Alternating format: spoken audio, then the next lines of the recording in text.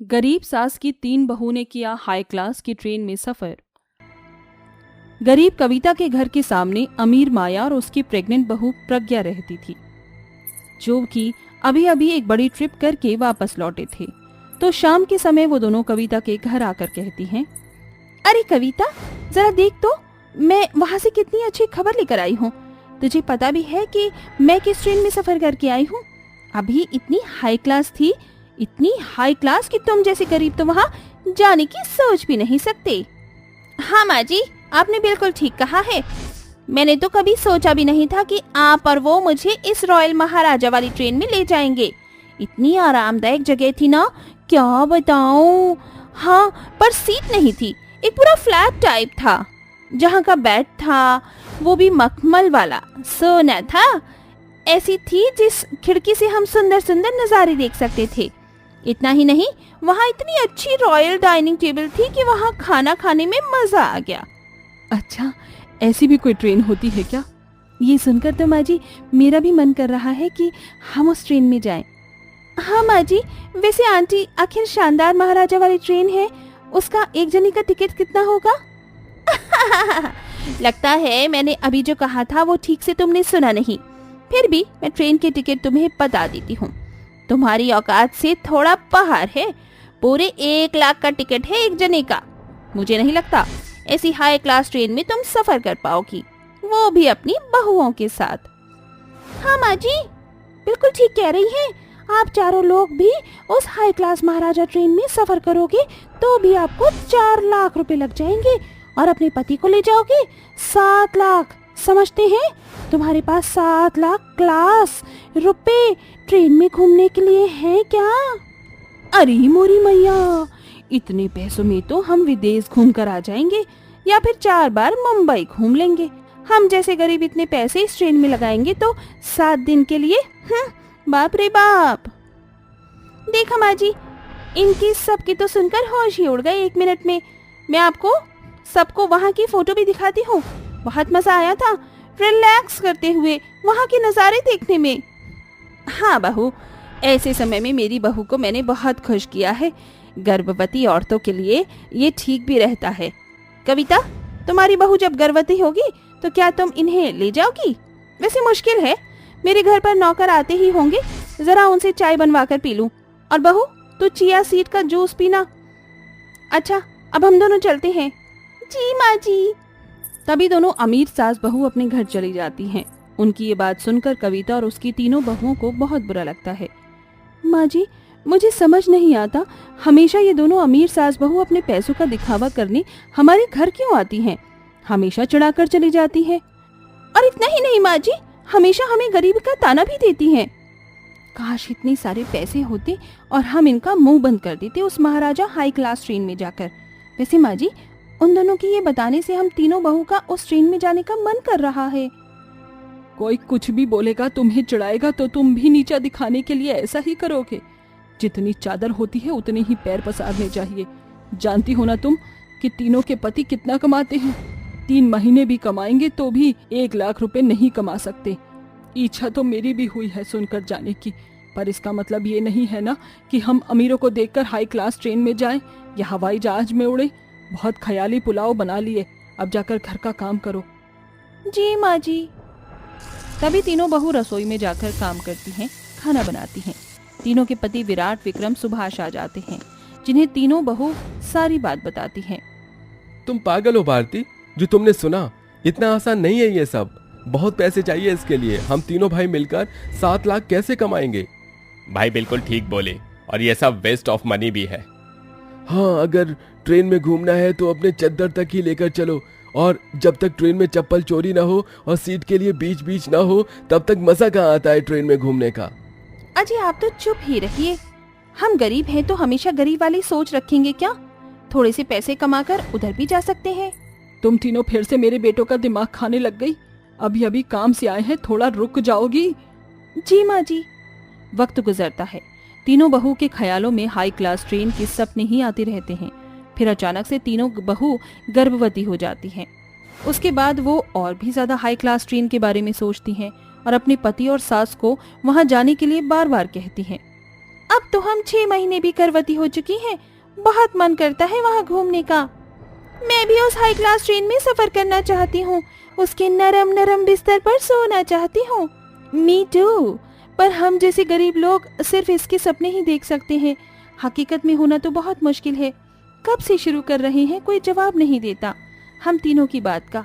और माँ जी तो स्टॉक जवाब देती हैं। तीनों बहू की बातें उनके पति और सास कमरे के बाहर सुन लेते हैं।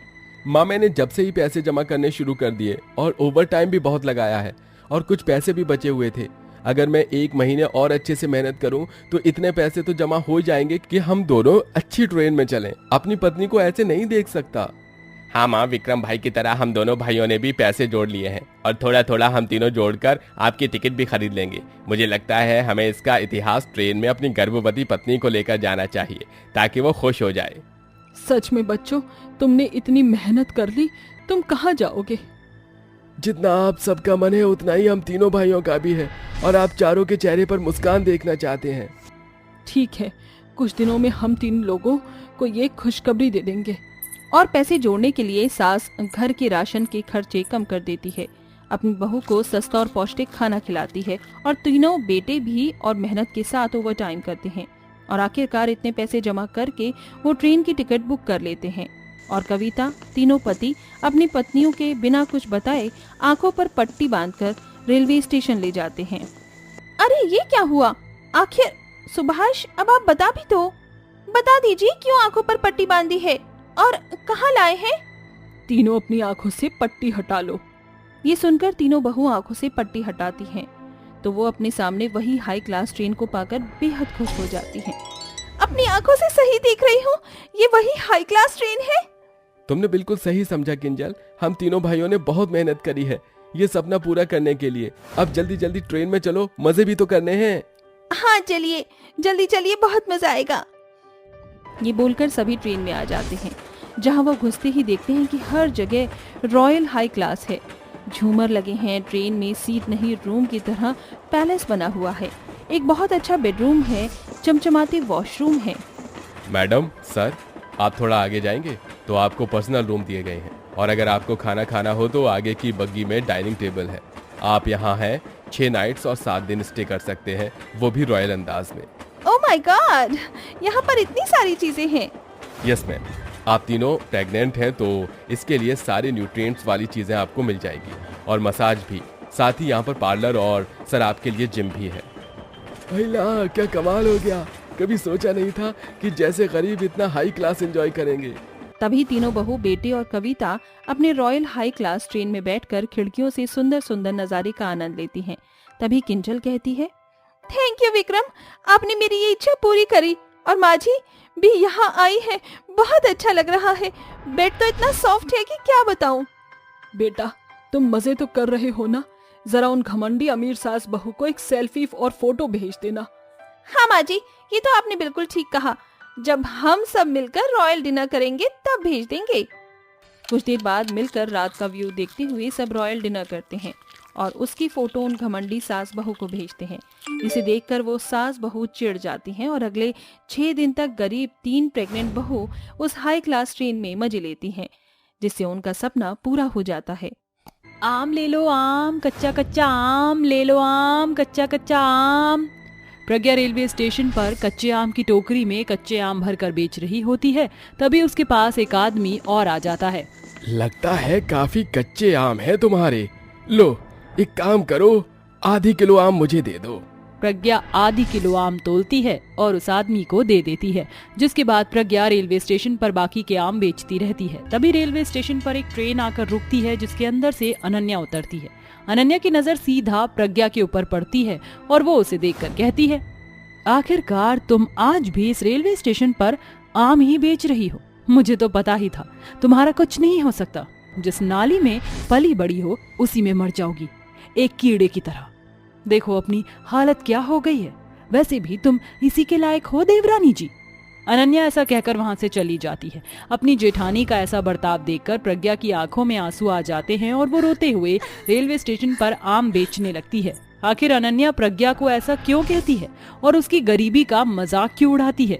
आइए ये सब जानने के लिए कहानी में थोड़ा पीछे चलते हैं। ओहो, जब देखो इस घर के अंदर सारे काम मुझे ही करने पड़ते हैं। अरे माँ जी भी एक काम को हाथ नहीं लगा सकती हैं। कैसे घर की नौकरानी बनकर रह गई हूँ मैं। रसोई से अनन्या के चिल्लाने की आवाज सुनकर वहाँ पर रवि आ जाता है और अनन्या से कहता है, अरे क्या हुआ भाग्यवान, इतनी सुबह सुबह क्यों चिल्ला रही हो? आज फिर तुम्हारा रेडियो एफएम ऑन हो गया है शायद। अरे और कब तक मैं इस घर में सारे काम अकेले ही करती रहूंगी? मुझे भी तो कोई साथी चाहिए। आप समझते क्यों नहीं हो? अपने छोटे भाई को समझाओ, अगर शादी नहीं करेगा तो मुझे मेरी देवरानी कैसे मिलेगी? मेरी जिंदगी तो बर्बाद कर ही चुकी हो, उसकी जिंदगी क्यों बर्बाद करने पर तुली हुई हो? क्या कहा आपने? आपके कहने का मतलब क्या है? मैंने आपकी जिंदगी बर्बाद की है? ओहो, तुम भी ना कैसी बातें कर रही हो। तुम मेरी जिंदगी बर्बाद कर सकती हो क्या? ऐसा तो कभी नहीं हो सकता। तुम्हारे आने के बाद मैं बहुत खुश हूँ, और अब तुम्हारे जैसी एक और आ जाएगी तो मेरे भाई का तो बेड़ा पारी हो जाएगा। तभी खाने की टेबल पर सावित्री आ जाती है। अरे बहू, नाश्ता बना नहीं क्या अभी तक? सावित्री की आवाज सुनते ही अनन्या गुस्से में नाश्ते की टेबल पर नाश्ता रख देती है, जिसके बाद सावित्री अनन्या को समझ जाती है और किचन में उसके पास जाकर कहती है, सुन बहू, कई दिन हो गए हैं तुम अभी तक अपने घर नहीं गई हो, तो मैं सोच रही थी कि क्यों ना तुम कुछ दिन के लिए अपने घर पर रुकाओ, तुम्हें अच्छा लगेगा। सावित्री के कहने पर अनन्या आधा अधूरा खाना बनाकर छोड़ देती है और फौरन अपने कमरे में जाकर बैग तैयार करती है, जिसके बाद वो अपने मायके चली जाती है और कुछ दिन आराम से रुकती है। देखते देखते कुछ दिन बाद जब अनन्या आराम से अपने मायके में रेस्ट करके वापस अपने ससुराल आती है, अरे ये हमारे आम के गार्डन में लड़की कौन है जो आम के पेड़ों को पानी दे रही है? लगता है कोई नई नौकरानी घर वालों ने रख ली है। अनन्या ऐसा सोचकर घर के अंदर चली जाती है।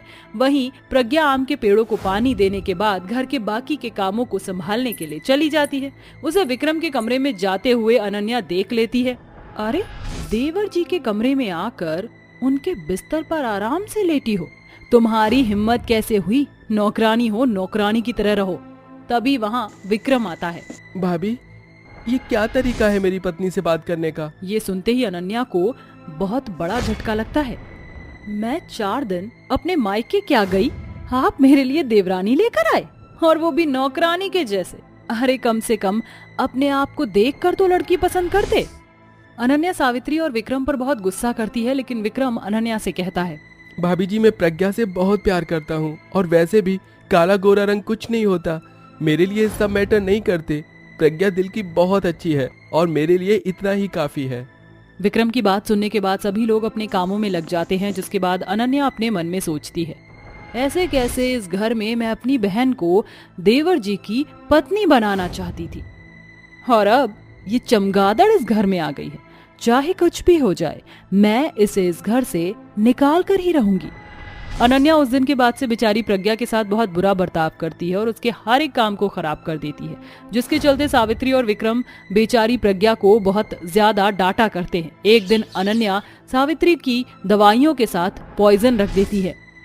अरे प्रज्ञा, कहाँ पर हो तुम? मुझे जरा दवाई पकड़ा दो, दवाई खा लूंगी तो थोड़ा आराम मिल जाएगा, तबीयत अचानक से ढीली हो गई है। प्रज्ञा अपनी सास को दवाई दे देती है, जिसमें जहर की शीशी भी होती है। तभी वहाँ अनन्या आती है और दवाई के अंदर से जहर की शीशी निकालकर सावित्री को दिखाती है।